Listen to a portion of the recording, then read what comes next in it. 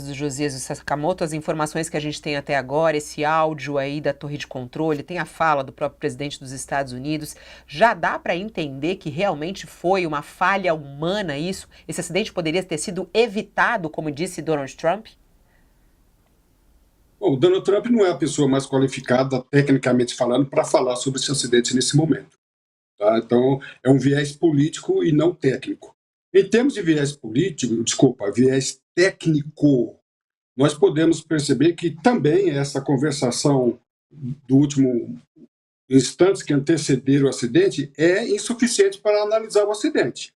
Tá? A gente precisa ver o que aconteceu antes. Se basear e se for realmente essa conversação, ela foi a definitiva, houve sim uma mensagem incompleta, não assertiva. Eu trabalhei como controlador de tráfego aéreo em São Paulo, Congonhas, onde você tem evolução de helicópteros e avião todo momento.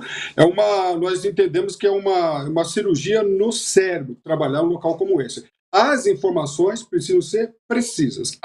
Em termos gerais, a aeronave de asa fixa, o CCJ, estava pousando. Em regras gerais, o pouso tem prioridade sobre qualquer outra aeronave, no caso, o helicóptero que estava voando. Uma coisa interessante que o controlador pergunta se a aeronave estava avistando, se o helicóptero estava avistando a aeronave. Faz parte da regra fazer essa pergunta.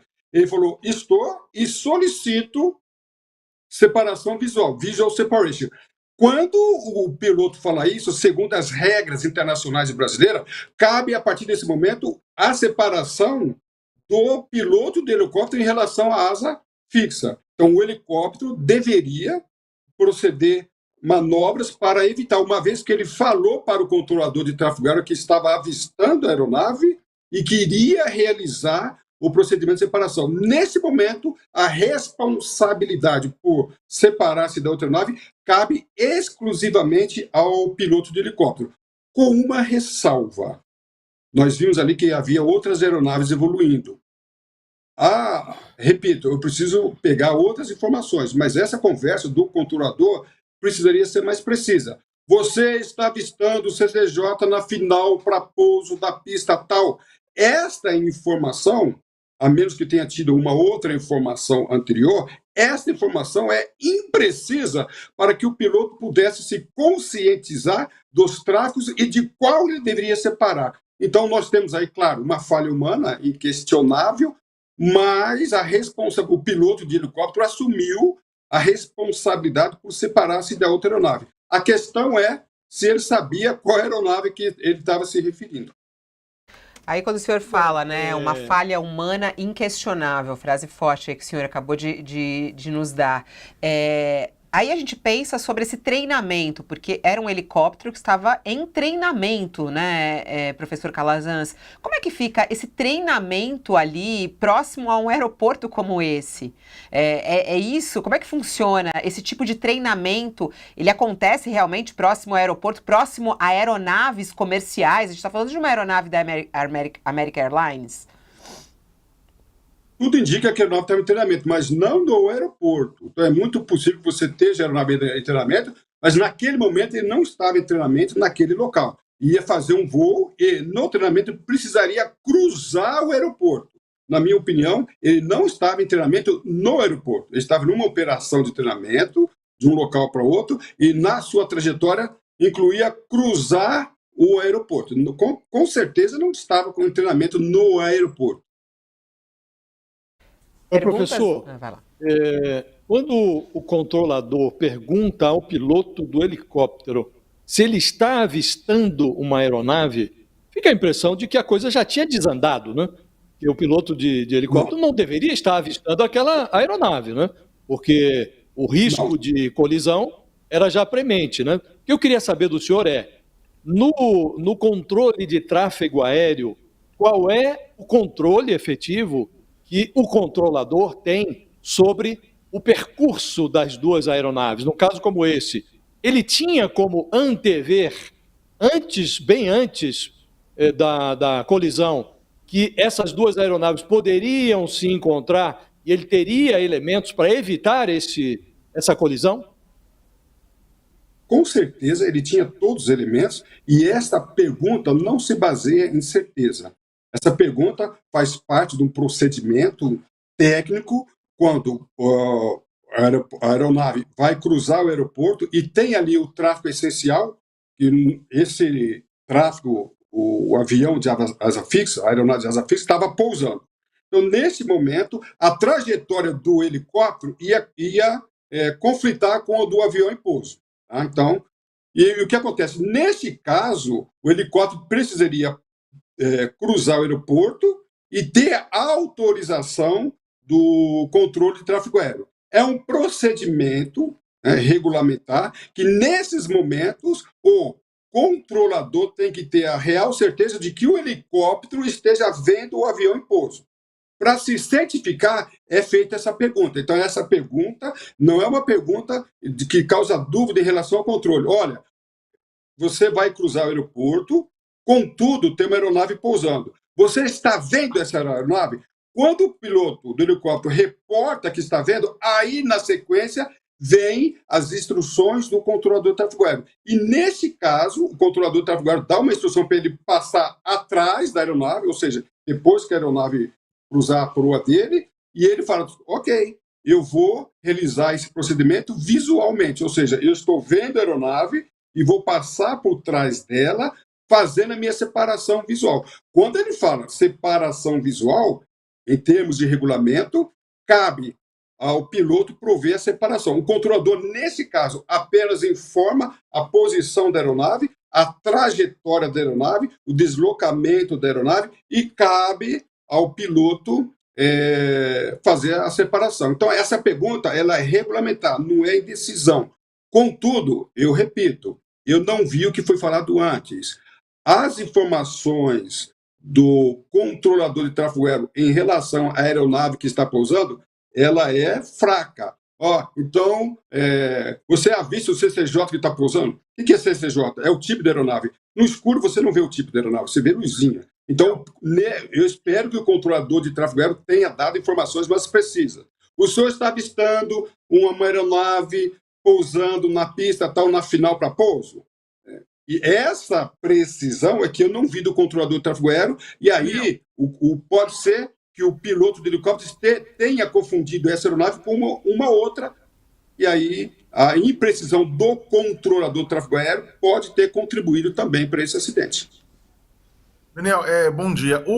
Quem é que faz, que num caso como esse, né, pela sua experiência, porque é o seguinte, o Departamento de Controle de Tráfego Aéreo nos Estados Unidos está subordinado ao Departamento de Transportes, né, que é uma instância civil. Mas a gente tem aqui um choque de um Black Hawk, que é uma aeronave militar dos Estados Unidos, com uma aeronave de transporte de civis. Primeiro, quem é que cuida da investigação? Segundo, os militares podem chamar para si essa investigação por conta da presença de uma aeronave militar? Pode haver algum choque entre isso ou vai ser totalmente civil, não tenha dúvida nenhuma, a análise das caixas pretas, ou por conta de ser militar, por conta de ser uma aeronave de grande interesse dos Estados Unidos, uma aeronave militar, pode haver algum choque, o Exército pode chamar para si parte da investigação? Em tese, envolvendo aeronave civil, nós teríamos o NTSB. Em se tratando de aeronave militar, por exemplo, aqui no Brasil, quando se trata de acidente de aeronave militar, a investigação é sigilosa, né? Eu acredito que nos Estados Unidos, nesse caso, vai ter um conflito de interesse e nós vamos ver uma grande discussão, principalmente políticos, querendo investigar em termos civis, de uma forma bem pública, né, publicitada, e, por outro lado, o Exército invocando uma investigação sigilosa. Esse conflito ele vai ser presente, principalmente se tratando de objetivos políticos. Então, nós teremos essa discussão. Se acontece, por exemplo, um choque de uma aeronave do Exército, vamos pegar no Rio de Janeiro, onde tem muito efetivo do militar, você tem um choque de uma aeronave do Exército no Rio de Janeiro, um helicóptero, por exemplo, com uma aeronave que está saindo do Santos Dumont, lá na Baía de Guanabara. Isso aí ficaria inteiro com uma investigação civil ou aqui também os militares puxariam para si essa investigação? Bom, no Brasil é só o militar que faz, é só o CENIPA que faz a investigação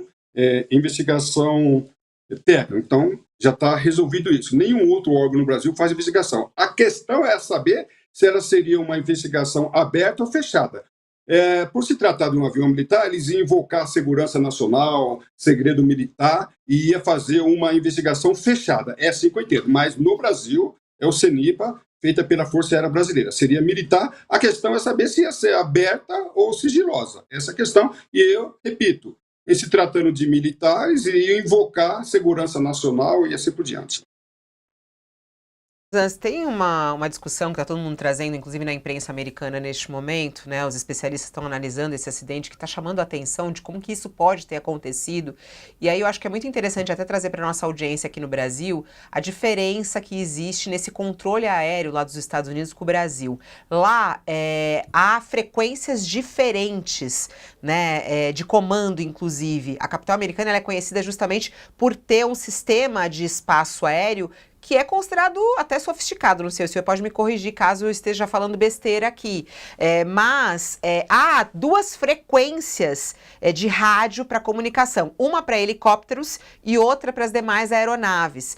Isso sempre foi visto ali como algo bom e agora pode ter sido um problema? Como é que o senhor vê essa questão das duas frequências? E até o que alguns estão falando, usando um termo que chama a atenção, que os pilotos podem ter perdido consciência situacional. Consciência situacional, né?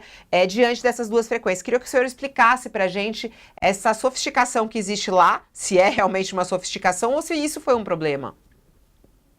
Aqui no Brasil nós temos isso. Eu operei 10 anos em São Paulo, Congonhas, nós temos isso. Nós temos no mesmo espaço aéreo duas frequências. Uma frequência para a torre de controle e a outra frequência para helicóptero, a região do helicóptero.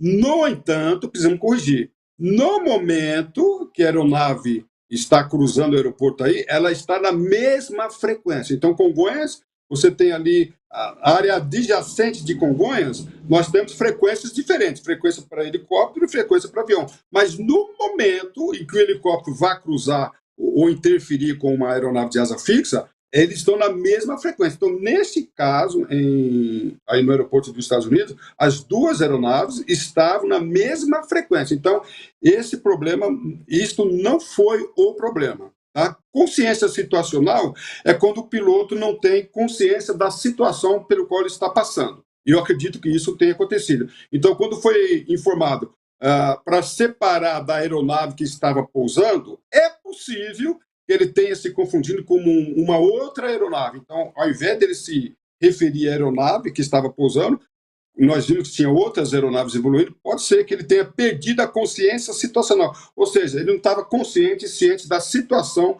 pela qual ele estava passando. E como é que acontece isso? Só é muito interessante esse termo. Já te passo aí, Josias. Ele falou sobre essa questão da consciência. Ele falou, ele não estava ciente. É um termo utilizado muito na aviação? Explica pra gente um pouco mais sobre o que é isso.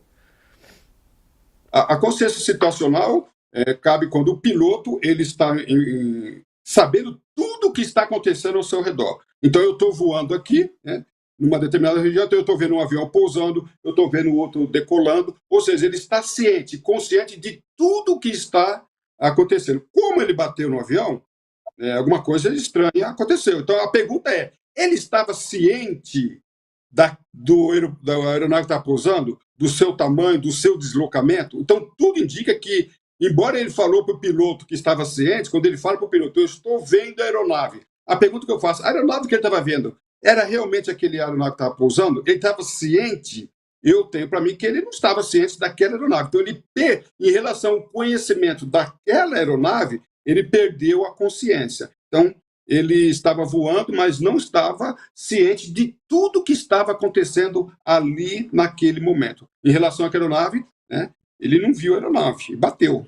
Então, ele não estava ciente daquela aeronave. E aí, a consciência situacional, eu preciso enfatizar isso. O controlador de tráfego aéreo precisa passar informação para que o piloto alcance a consciência situacional. Olha, tem uma aeronave pousando, ela está na final de uma milha, é uma aeronave do tamanho tal. Repito, eu preciso ver se essa informação foi passada mais assertivamente, pois a informação do controlador de tráfego aéreo, se resumir nisso que foi passado, não dá ao piloto consciência situacional. Calazans, parece haver um consenso, ou pelo menos a opinião converge com a daqueles que enxergam aqui um possível erro humano. Parece ter havido um erro humano, dadas as características do acidente. A investigação vai dizer de quem foi o erro, se do controlador, se do piloto do helicóptero. Mas o que eu queria saber é, à luz de tudo que já sabemos, as imagens que foram divulgadas, o áudio que é incompleto, mas mostra ali um pedaço, um fragmento da cena, à luz de tudo isso, dá para dizer que este foi um acidente decorrente de um erro primário? Vamos saber quem foi que cometeu, se o controlador, se o piloto do helicóptero, mas esse erro, ele seria de fato evitável? Houve um erro primário nesse acidente ou não? Olha, é muito cedo para falar, mas a minha experiência como controlador de tráfego aéreo, como piloto, eu posso garantir que foi um erro primário, foi um erro banal, que podia facilmente ter sido evitado. Em princípio, tá? Repito, a gente colocar a culpa agora é complicado, mas a conduta do piloto contribuiu de uma forma significativa para o acidente. A conduta do piloto contribuiu. E precisamos ver se o controlador de tráfego aéreo contribuiu ou até que ponto ele contribuiu. Mas colisão e voo em condições plenamente visuais, tá? O céu estava claro, embora fosse um período noturno que reduz a visibilidade, mas eu posso, como uma experiência de 40 anos na aviação, 30 anos como controlador, foi sim um erro banal. Olha,